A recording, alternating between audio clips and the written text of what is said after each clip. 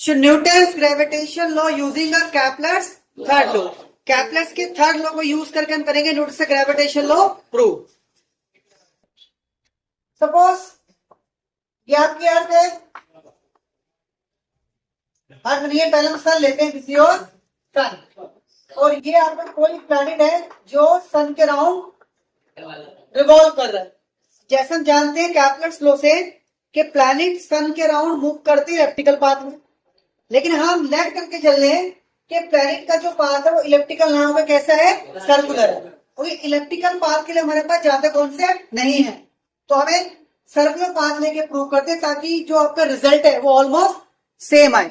तो we are considering के planets का जो पाथ है सन ग्राउंड कैसा है, इलेप्टिकल है, और planet moving in circular path.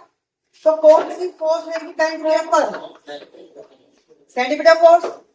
तो सेंटीमीटर फोर्स लेगी आपकी प्लैनेट के ऊपर जो कि सेल्फ एडजस्टिंग फोर्स है.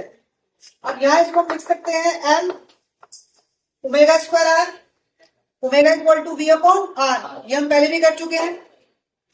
और ओमेगा की वैल्यू क्या होती है, 2 पाई अपॉन में t. It become m 4 pi square t square r. ये आपके पास फोर्स की वैल्यू आ गई. अब कैप्लर्स का थर्ड लॉ क्या कहता है,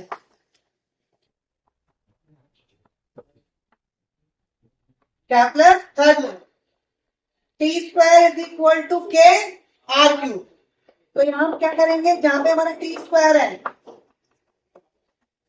वहां वैल्यू पुट कर देंगे K are Q.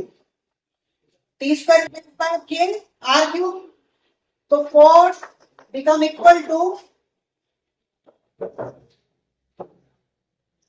4 pi square divide by के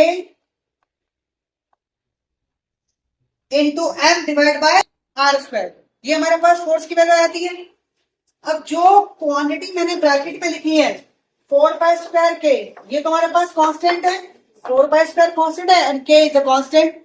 सो we can write f proportional to M by are square. इसका मतलब जो फोर्स है वो m by are square directly proportional हो गई.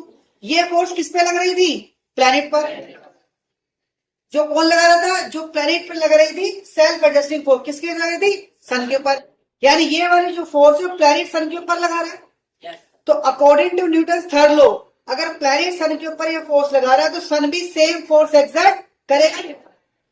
सो according to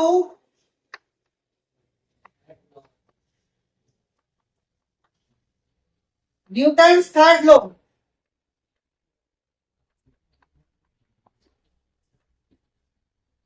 sun exert the same force on the planet. तो ये फोर्स आपके डायरेक्टली प्रोपोर्शनल किसके, मास ऑफ द सन के. अगर ये फोर्स आपके प्लैनेट के मास के डायरेक्टली प्रोपोर्शनल है तो दिस फोर्स शुड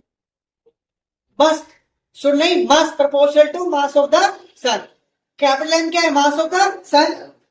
तो दोनों इक्वेशन को हम कंबाइन करते हैं, F proportional to capital M and F proportional to M by are square. तो what we get, F proportional to capital M M by are square. और यहाँ पे इस साइन को हटाओगे तो मल्टीप्लाई करोगे कांस्टेंट से, और वो कांस्टेंट क्या है आपके पास, ग्रेविटेशनल कांस्टेंट. तो ग्रेविटेशनल का जो लॉ है न्यूटन्स ग्रेविटेशन लॉ हमने ड्राइव किया कैप्लर्स के थर्ड लॉ को यूज करके. क्लियर? Yes, sir.